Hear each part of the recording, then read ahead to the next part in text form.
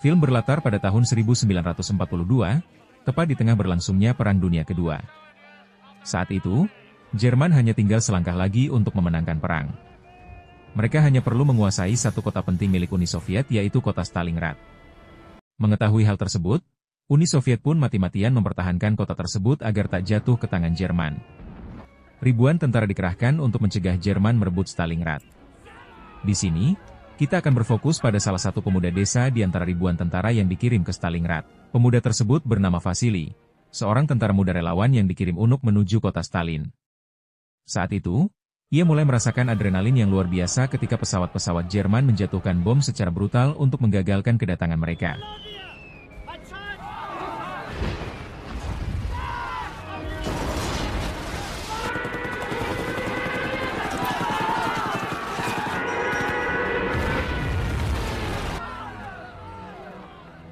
Sesampainya di Stalingrad, Vasily tidak mendapatkan senjata dan hanya bisa menjadi pendamping bagi rekannya yang memegang senjata.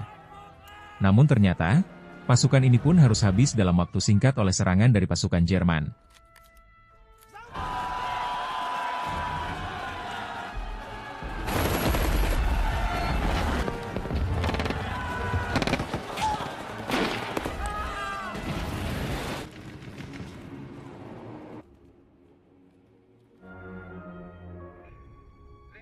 Tak lama kemudian, muncul seorang tentara dari divisi politik bernama Danilov, yang kebetulan terjebak di lokasi tersebut.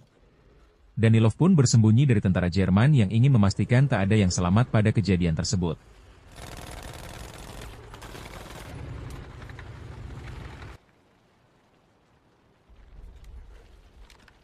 Saat hendak menembak tentara Jerman dari kejauhan, tiba-tiba bangkitlah Vasily, yang ternyata belum tewas.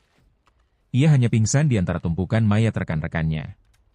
Disinilah, kita akan diperlihatkan bakat yang luar biasa dari Vasily. Sejak kecil, ia belajar menembak bersama sang kakek. Dengan tenang dan presisi yang akurat, Vasily menembak jatuh 5 tentara Jerman hanya dalam hitungan detik, tanpa satupun peluru yang meleset.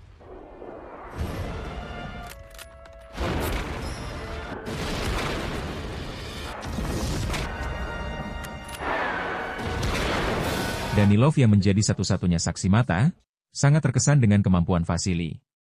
Ia pun langsung menuliskan kisah heroik ini ke dalam sebuah selebaran media sosial yang berupa koran. Meski ceritanya sedikit dilebih-lebihkan, berita ini menjadi penyemangat para prajurit di tengah keterpurukan Soviet. Untuk mengatasi hal ini, Jenderal Soviet pun mengambil tindakan cepat. Ia mengirim seorang pemimpin baru ke Stalingrad, yaitu Khrushchev, untuk mengatasi situasi yang semakin memburuk. Saat moral pasukan mulai runtuh, Danilov menyarankan ide brutal dengan memanfaatkan media koran untuk menciptakan sosok pahlawan.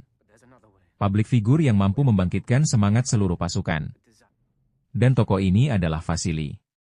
Dalam waktu singkat, Vasily yang kini bergabung dalam divisi sniper, menjadi perbincangan di semua kalangan.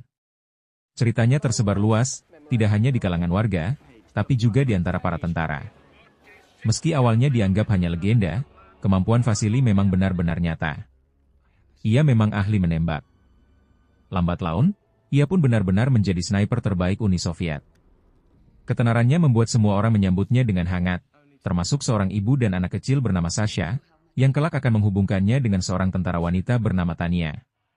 Wanita ini bukan hanya mengenal Sasha, tapi juga akan menjadi cinta sejati Vasily. Kehebatan Vasily tidak hanya terdengar di kalangan Soviet. Pihak Jerman pun mulai ketakutan. Mereka pun mengirim seorang sniper legendaris bernama Mayor Koenig, yaitu pemimpin sekolah sniper Jerman, yang ditugaskan hanya untuk satu hal, yaitu menghabisi Vasily.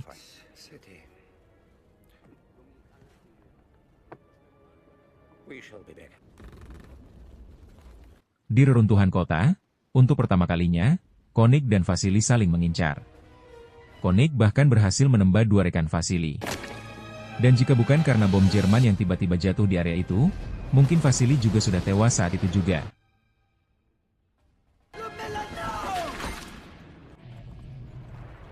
Setelah berhasil kembali ke markas, Vasily langsung menemui Danilov. Ia memberitahu bahwa dirinya nyaris saja tewas ditembak oleh seorang sniper Jerman yang jelas bukan sembarang penembak. Vasily, yang sebenarnya hanyalah tentara biasa dengan kemampuan menembak di atas rata-rata, mulai merasa bahwa pemberitaan tentang dirinya terlalu dibesar-besarkan. Label pahlawan yang melekat pada dirinya justru memancing Jerman untuk mengirim sniper terbaik mereka ke medan perang. Di tengah beban yang mulai menghimpit, muncullah seorang sniper senior yang bernama Kolikov, yang ditugaskan sebagai rekan barunya. Meski tak nyaman dengan semua sorotan, Vasily tetap diminta hadir dalam pertemuan dengan para petinggi, termasuk Khrushchev, yang dengan bangga membanggakan Vasily di depan semua pasukan. Meski merasa tak sehebat itu, Vasily pun tak bisa berbuat banyak. Tak lama, Vasily dan Kolikov ditugaskan ke zona merah, titik penting yang menjadi jalur pasukan musuh. Sayangnya, karena satu tentara Soviet tertangkap, posisi Vasily pun terbocorkan. Mayor Konig, sniper legendaris dari pihak Jerman, menggunakan tentara tersebut sebagai umpan untuk mengetahui posisi Vasily.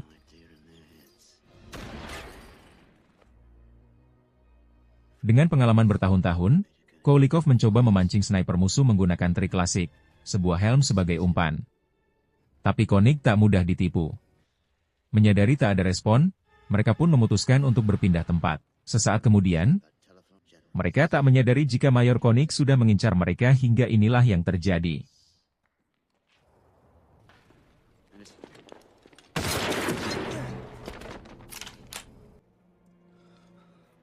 Vasily pun terdiam dengan tangan gemetar setelah melihat Kolikov menjadi korban dari Mayor Konig.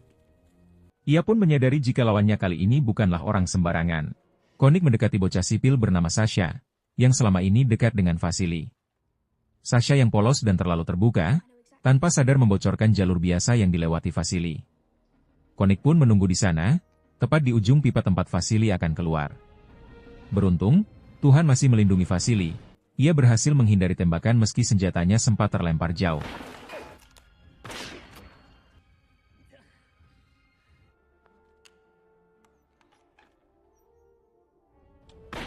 Saat Vasily terdesak dan tak bisa bergerak, muncullah sosok tak terduga yaitu Tanya, tentara wanita yang sejak awal telah menarik hati Vasily. Meski sempat diremehkan, Tanya membuktikan bahwa dirinya bukanlah beban.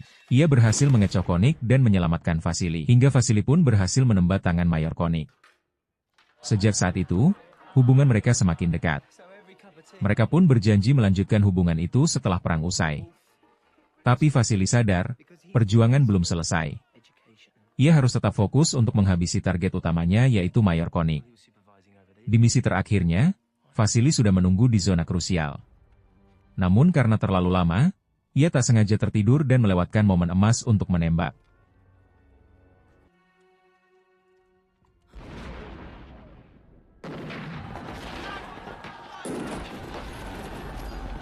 Ketika pasukan Jerman datang, ia berpura-pura mati.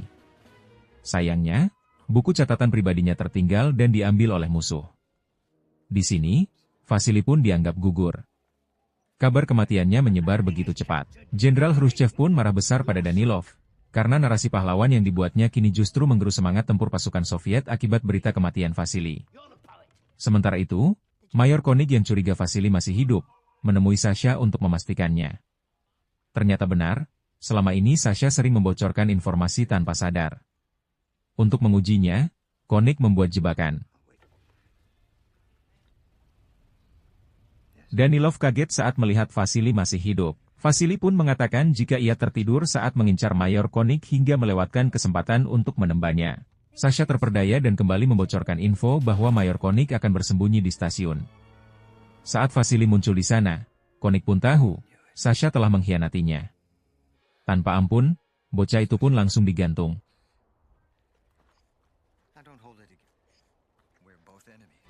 Menyaksikan hal tersebut membuat hati Tanya hancur.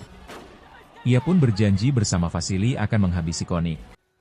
Danilov membantu keduanya mendapatkan tiket ke zona aman. Tapi di tengah perjalanan, Tanya terkena ledakan dan dinyatakan gugur. Merasa bersalah, Danilov menemui Vasily dan berniat menebus kesalahannya. Ia mengorbankan diri sebagai umpan untuk memancing keluar Konig dari persembunyiannya. Rencana ini pun berhasil walaupun harus dibayar mahal oleh Danilov. Saat Konig keluar karena yakin telah menembak Vasily, tiba-tiba, Vasily muncul dan menembak mati sniper legendaris itu.